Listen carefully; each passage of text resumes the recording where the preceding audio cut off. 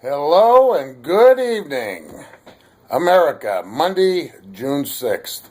It's about 8:17. Just got back from the old Olive Garden. Very exciting life.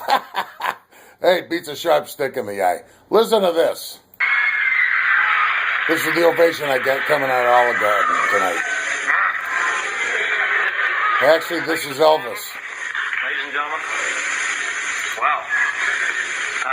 This is probably the greatest honor that I've ever had in my life. 1957. It makes you feel good. We want to thank you from the bottom of our heart.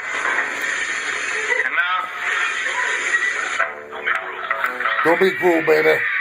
Elvo, don't be cruel. Ronnie Alsop, don't be cruel, baby. Big controversy swirling around at that time with Elvis, the censors, the gyrations, the dancing. I mean, typical government nosing their way in. And this ended up being January 6th, 1957. Elvis was fed up with the bullshit. This was the last time he was ever on Ed Sullivan, 1957 was the last time he was ever on Ed Sullivan, believe it or not. And Ed Sullivan was around many, many years after that. Mr. Sullivan actually had many good things to say about Elvis and vice versa. And Elvis, obviously attributes his appearances on Ed Sullivan to a great deal of his success. So that was cool. Other years on this date in history. 1980, Jimmy Carter. Poor Jimmy Carter. Great patriot, great American. Made some bad choices as a president. One of them, bad or not, I don't know. This date, he signed a legislation, did a bailout of Chrysler Corporation in 1980 of $1.5 billion. That's probably like $1.5 zillion today.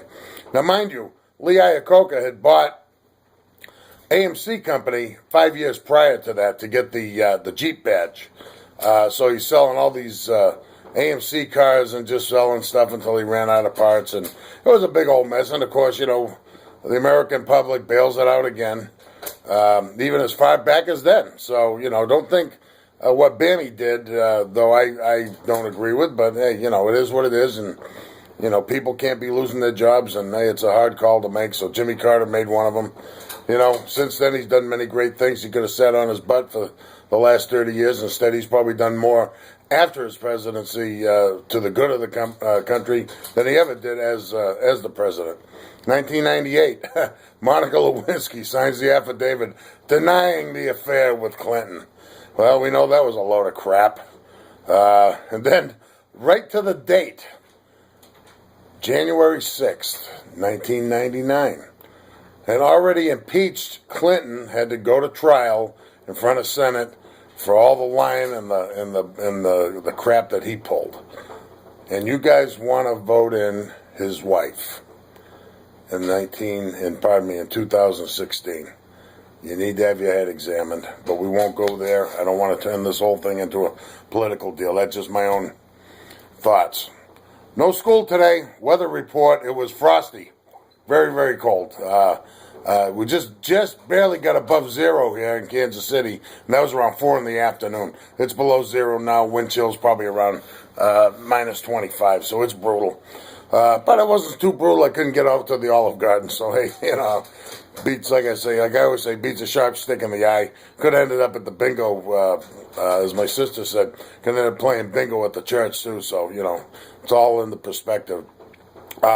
Very soon I'm going to have videos going. I'm going to be doing something every day from here, but there'll be several professional videos going. In fact, I'm going to start shooting tomorrow, having to do with the motorcycle industry. That'll be on www.proridersmarketing.com. I'll filter that through all of the social networks. Everybody will see it, but it'll be on my main website, and then on my entertainment website, bikersbullseye.com. We'll have things like Joe D's Kitchen. We'll cook some recipes. We'll talk some trash. We'll do some cool things. There'll be other things going on. I got a lot of irons in the fire, and it's going to be a fun 2014, I guarantee. A lot of traveling, a lot of motorcycle stuff, a lot of moving, a lot of grooving, baby. It's going to be all fun and games, right until somebody gets poked in the eye. I hate when that happens. Now, we're going to start a story, and it's probably going to be several chapters because I don't want to run these things too long. I had a fan, Facebook friend, I guess really is more technically the term, pal of mine, contact me yesterday, asked me about all the posting and all the different things I talk about in wrestling. And was I a fan? Was I involved in the industry? Whatever. Hey, all the above is true. Now I'll qualify this. Was I a headliner? No. Did I promote some shows? Yes. Did I wrestle? Yes. Was I in the ring? Yes. Am I Cadillac Joe D? Yes, I am. It's all good, and it's all true. But how did we get there? Well, it was a very long story. It's a story that spans 30 years to the point I wanted to be in the ring to the day I got in the ring. And I'm going to just start the story off. 1970. Probably in the spring. I'm watching TV. UHF. Remember UHF channels? I think it was 38 or channel 56 out of Boston. And I'm flipping through. We're waiting. Me and my mother are waiting for my father to come home from his doctor's office and around noontime, and we would always go to what was at the time new, the Natick Mall. And then there was Shoppers World. That was over in Framingham and Natick, Mass. I think Natick Mall was one of the first enclosed shopping malls in the country. And we'd always go over there. We didn't spend a ton of money, but we'd go get ice cream, walk around, and it's all cool, you know. I'm sitting there, I'm flipping through these stations waiting for Dad. I see these guys in the ring wrestling. At first I thought it was boxing, but now they're jumping around. They're doing interviews, they're raising hell, they're talking trash, and I'm loving this instantly. I'm laughing, I'm cracking. And I still remember to this day, the first guy I watched in the ring was, at the time, his wrestling name was Gentleman Jim Valiant from the Windy City, Chicago, Illinois. His real name is Jim Fanning, James Fanning. His wrestling name, as it went on, was Handsome Jimmy Valiant. Met him on numerous occasions, and I met him one time. I was almost going to wrestle with him. I'll tell you how that happened. That'll probably be around chapter 5. But he was the first guy I ever saw on TV. Thought it was the coolest thing since pockets on a t-shirt. And I watched it, and I watched it for a long, long time.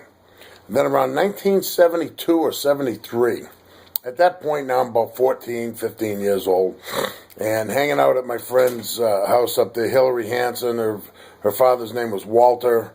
Long story there. You know, he was a loud, boisterous man, a slave driver, a tyrant. Call him what you want, but he allowed all of us to hang out at his house and do all kinds of cool stuff. Had a great fun room and a lot of property, and we rode motorcycles, and it was all good. So we're hanging out there one day, and a friend of mine, who I'll tag on this thing, his name was Roger Savaggio. Roger Savage. His dad's name was Roger. He owned a company called Savage Electric. He says to me, he goes, Joe, you want to go to the wrestling matches? I says, what do you mean? He goes in and gets the Woonsocket call, and there you go. There's an ad for Jack Witchy Sports Arena. And I think the match were Gorilla Monsoon against Moondog Maine, and Mr. Fuji and Toru Tanaka against Chief J Strongbow. And it was just what I was watching on TV all those years. I says, wow, $3. Bolt to my house, get $3 from Dad. We go to North Attleboro. We get in there. Place holds about 2,000 people. It's middle of summer. You sweat more than the guys wrestling because it's so goddamn hot in there. No air conditioning, and I'm telling you, it had me grabbed right from there. But back then, it had the mystique. It was a secret society. You didn't go online or into the yellow pages to find out where to go to wrestling school. Unless you knew somebody and you had access to the behind the scenes, you weren't getting in. And they weren't going to tell you what the gimmick was all about. And, you're known as a mark. You're the guy sitting in the crowd that they're selling their wares to. And that's where it all started for me, was going to Witchy's. Went there right up until the place burnt down in 1979. I'm going to end the chapter there. Tomorrow I'm going to tell you a little more. We'll fast forward and it's all good. I tell you what, I had a great time doing it, and I almost cried the day Witchy's burnt down in 1979. It is now a Ford dealership at the junction of Route 1 and 295. My buddy Gary Broder knows exactly where it is from Custom Wheels. It's right around the corner from his place down there. Anyway, this is Joe D. signing off for now. Another chapter of the Joe D. wrestling lifestyle of the rich and of the poor and unfamous, and are famous in our own mind anyway. Be coming at you tomorrow. Stay safe, stay warm, keep the pets inside. If I'm driving around the neighborhood and I see them out, I'm taking them. It's too cold out there. About 0 degrees here. The only place I know of warm is the extreme southwest of the country and Florida. So other than that, you're probably freezing like I am. Have a great evening. Stay warm. Stay healthy. Cadillac Joe D signing off. I'm always glad to see you.